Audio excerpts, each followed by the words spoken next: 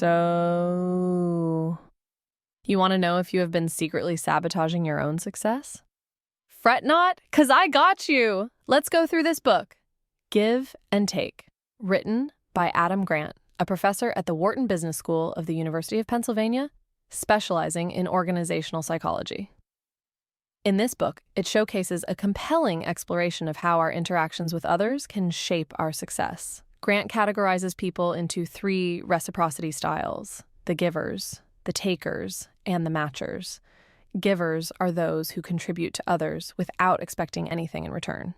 Takers aim to get more than they give, and matchers balance giving and taking in equal measure. The book challenges the conventional wisdom that taking is the most reliable path to success, and instead posits that giving can lead to greater achievements. Through a mix of anecdotes, case studies, and research, Grant illustrates how a giving approach can lead to better networking, collaboration, influence, and negotiation outcomes in the workplace. Upon completing Give and Take, a reader, like yourself, may experience a shift in perspective regarding personal and professional interactions.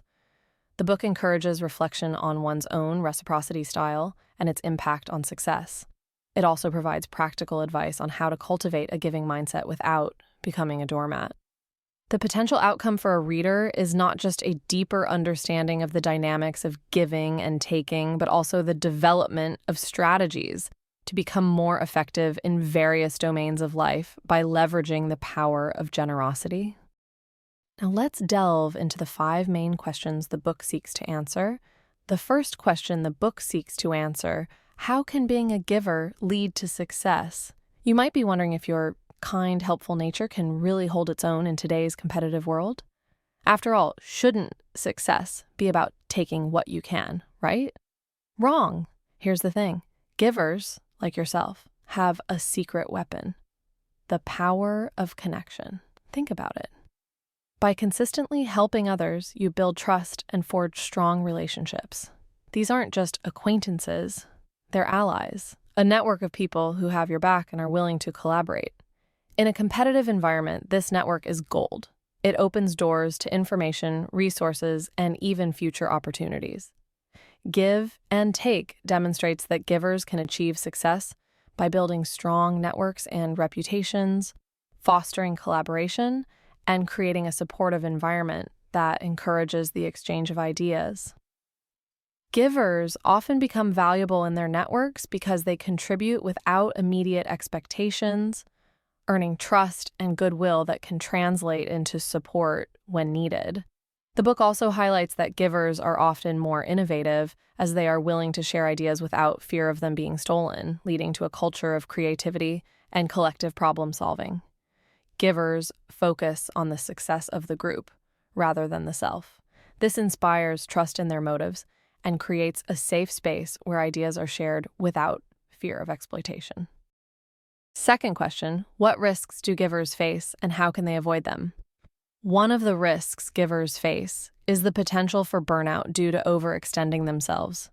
To mitigate this, Grant advises givers to set boundaries and to be strategic in their giving. This means learning to say no, gauging the impact of their help, and ensuring they're not being exploited by takers. By doing so, givers can protect their own interests while still contributing to the welfare of others.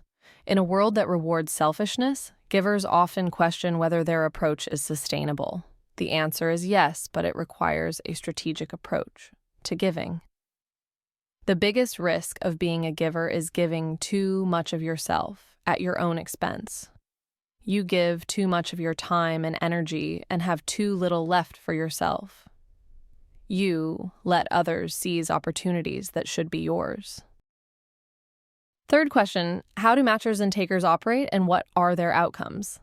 Matchers operate on the principle of fairness, giving as much as they receive. This can lead to stable but limited networks, as matchers often exchange favors within a closed loop. Takers, on the other hand, focus on personal gain and may rise quickly but also fall rapidly due to a lack of trust and support from their peers. The book suggests that while takers may achieve short-term success, their self-serving behavior can damage relationships and reputations, ultimately hindering long-term success. Takers can be a drag on productivity, efficiency, and collaboration. Their self-serving behavior can lead to a lack of knowledge sharing and communication, resulting in siloed organizations where information and ideas cannot flow freely across different business units. Also, takers contribute to a zero-sum mentality in the workplace, where there is a strong link between employee giving and desirable business outcomes. Organizations with a high percentage of takers tend to have lower profitability, efficiency, and productivity, as documented in this article. Givers build a reservoir of goodwill that translates into future benefits, whereas takers burn bridges and deplete their social capital. Fourth question that the book seeks to answer: what is the impact of a giving culture in organizations? A giving culture in organizations can lead to increased collaboration, trust, and efficiency. Grant argues that when leaders model giving behavior, it sets a tone for the entire organization, encouraging employees to help each other and work towards common goals. This can result in a more cohesive and productive work environment where ideas are freely shared and employees are motivated to contribute to the organization's success. Giving seems to create a safe space in a group where people are comfortable adopting giving behaviors, knowing that takers won't exploit them. Lastly, for the fifth question, how can I create a more giving culture at work or in my community? Give and take goes beyond individual success. It explores how fostering a culture of giving can benefit entire organizations and communities. Individuals can encourage giving behavior by being role models of generosity, recognizing and rewarding acts of giving, and creating norms that support collaborative efforts. Organizations can foster a giving culture by hiring, promoting, and developing employees who demonstrate giving behaviors. Grant also suggests practices such as the 5-minute favor and making giving behavior public and expected to encourage a culture of generosity. Practice the 5-minute rule. If you can help someone in 5 minutes, you have no reason not to help. Who will benefit most from this read, you might ask? Here are some of the ways it may help. The ambitious climber. Imagine Sarah, a sharp and results-oriented marketing professional. She's been steadily climbing the corporate ladder, relying on her hustle and intelligence. Lately, Sarah feels stuck. Promotions seem to be going to colleagues who, while competent, aren't necessarily the most talented. She wonders if her focus on individual achievement is hindering her progress. Can give and take help Sarah in her challenge? The book would reveal to Sarah the power of building genuine connections and fostering collaboration. She'd learn that success often hinges on the support and expertise of others. Grant's insights would help Sarah transition from a taker mentality to a strategic giver, focusing on helping colleagues and building trust within her network. Scenario 1. Sarah is assigned a highly sought-after yet complex project. Instead of doing it alone, taker approach, she could identify colleagues with relevant expertise and involve them in brainstorming sessions, giver approach. This leverages their knowledge, builds goodwill, and fosters a collaborative team spirit. Scenario 2. Sarah notices a talented junior colleague struggling. She could offer mentorship and guidance, giver approach, instead of guarding her knowledge, taker approach. This not only helps the colleague, but also positions Sarah as a leader and builds a loyal ally. Scenario 3, Sarah attends an industry conference. Instead of just collecting business cards, taker approach, she could actively connect with other attendees, share insights, and offer to connect them with relevant people in her network, giver approach. This establishes her as a valuable resource and opens doors to future collaborations. Next, the overwhelmed helper. Meet David, a software engineer known for his willingness to help anyone in need. He spends evenings debugging colleagues' code and weekends mentoring junior developers. While David finds this fulfilling, he feels increasingly overwhelmed and burnt out. Can give and take help David in his challenge? The book would teach David the importance of strategic giving. He'd learn to identify situations where his help is truly valuable and set boundaries to avoid burnout. Grant's framework would empower David to become a more effective giver, making a bigger impact with less personal sacrifice. Scenario 1, a colleague asks David to fix a minor bug in their code, low-impact giving. David could politely suggest they troubleshoot themselves first, offering guidance if they get stuck, strategic giving. This empowers the colleague while preserving David's time. Scenario 2, David is approached by a junior developer seeking help with a complex project.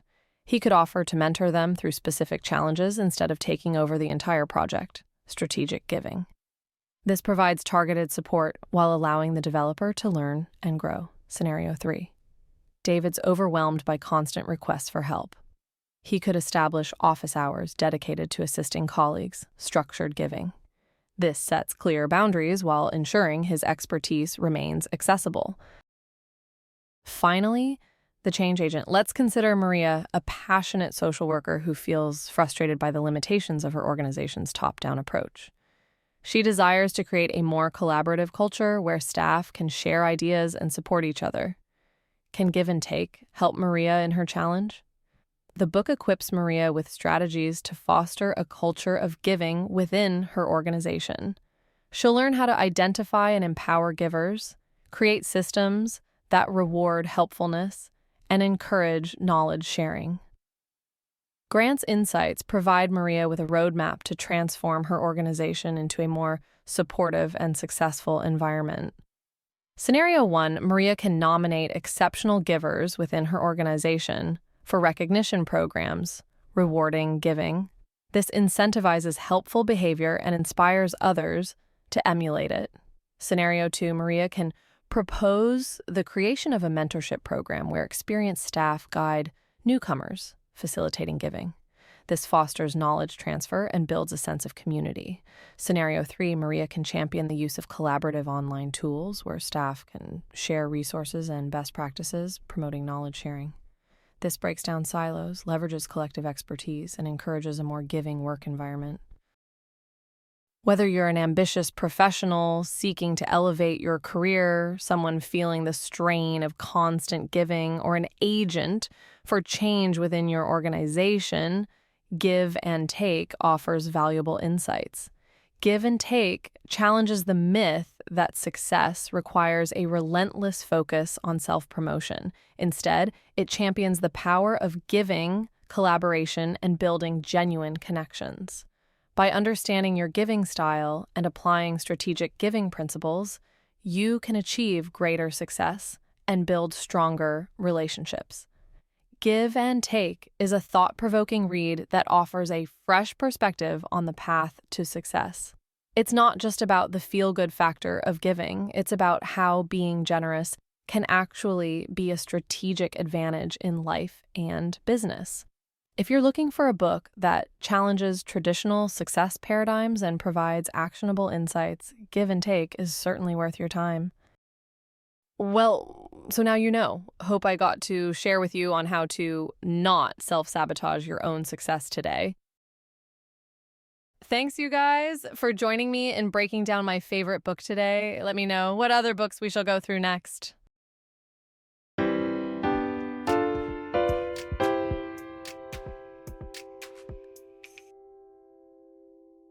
Oh, and don't forget to feel my red hot subscribe button down below. Now, bye-bye.